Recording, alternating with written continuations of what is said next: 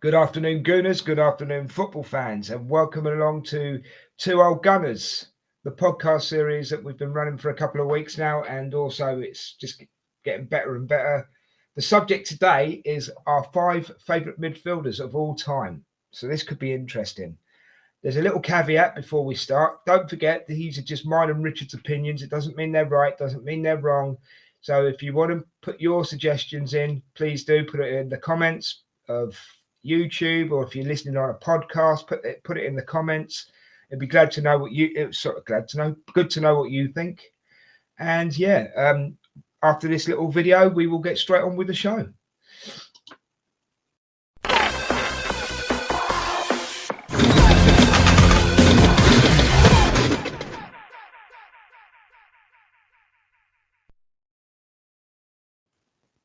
And before we get going, we've got one bit of housework to do.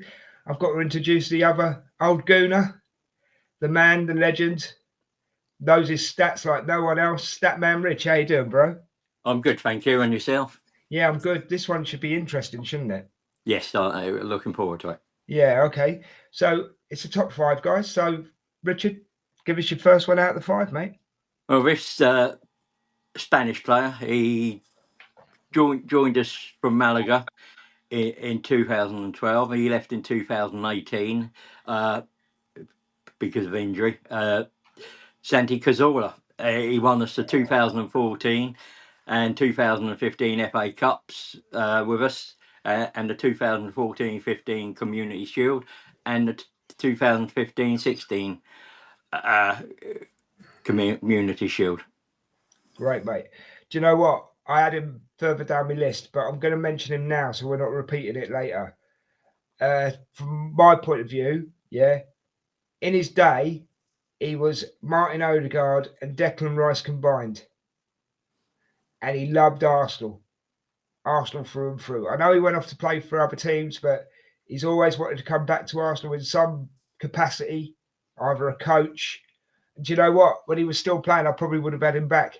Even there, then. Yeah, I think he finally he went to Qatar. Yeah, I think he did.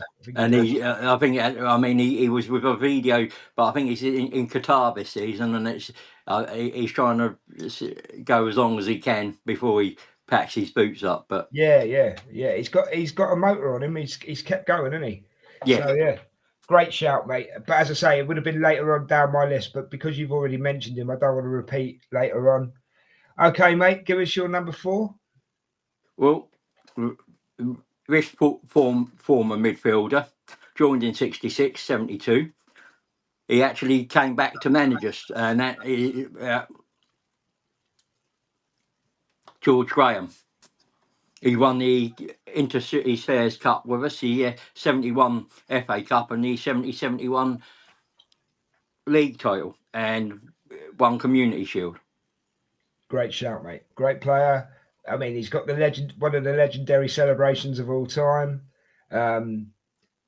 Great choice, but I'm not going to copy you on that one. I'm going to give you someone different this one.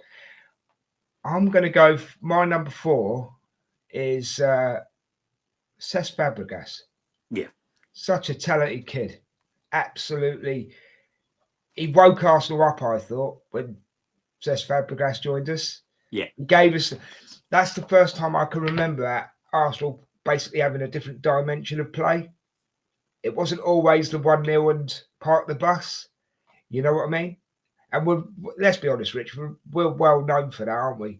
Yeah. You know, a lot of people call it the George Graham system, don't they? But that's no disrespect to George Graham, because he was a great manager. He was a great player. But yeah, he just showed us how football could be played in his time, you know.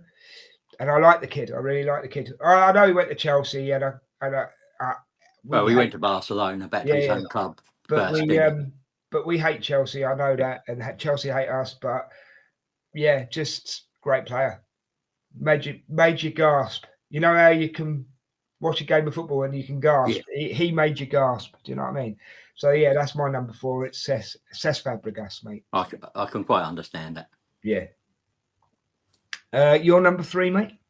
Well, in 2013 January deadline day, this was a massive signing. Mesut Ozil. He's a very he splits the fan base, really, doesn't he? Yeah, he won the World Cup whilst in our squad. 2014, 2015, 2017, 2020 FA Cups. I mean, 15 and 16 Community Shields and 14, 15 Community Shields. I mean, that's pretty impressive. And he was, for me, it wasn't necessarily about the killer pass and he had some very good ones of those, or that little bounce shot finish. It was that one more touch for an opponent to chase the ball down. He always managed to get us one more pass into a sequence, and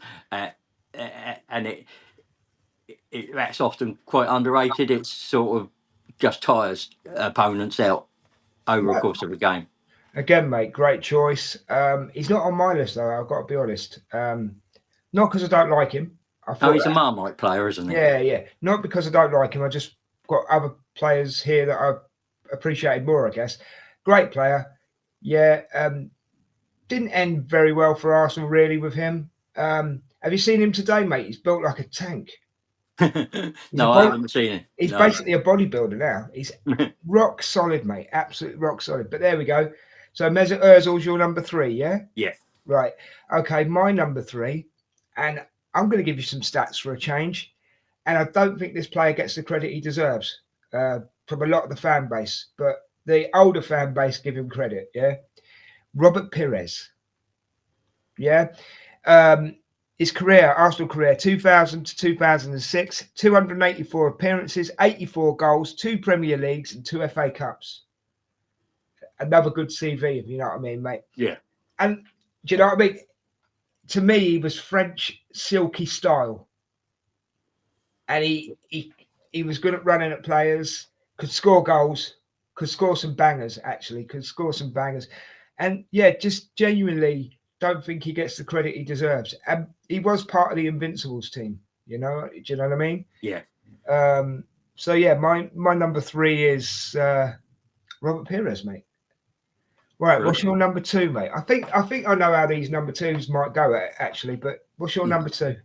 Mine is a player that joined from AC Milan in 1996. He, whilst under our tutelage, he was World Cup and European champion with France. He was Footballer of the Year with us. He won 3 English leagues with us, 97, 98, 01, 02, 03, 04. He was our invincible captain. Is Patrick Vieira. He also won 5 FA Cups with us, 98, 2002, 2003, 2005, and his 5th FA Cup with Man City.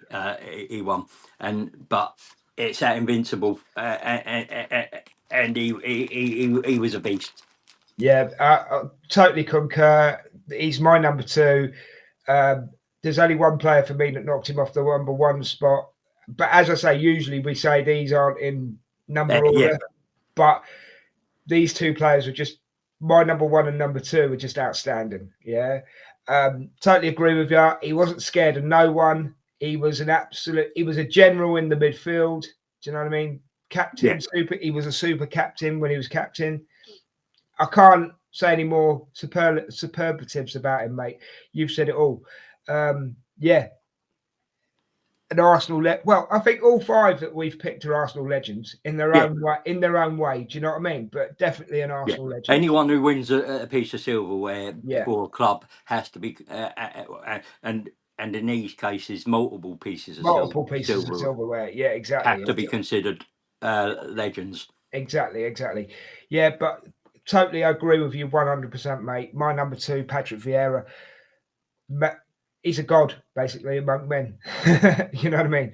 Okay, I've got a feeling we might agree on this one, but here we go. What's your number 1, mate? Well, this one was an academy player.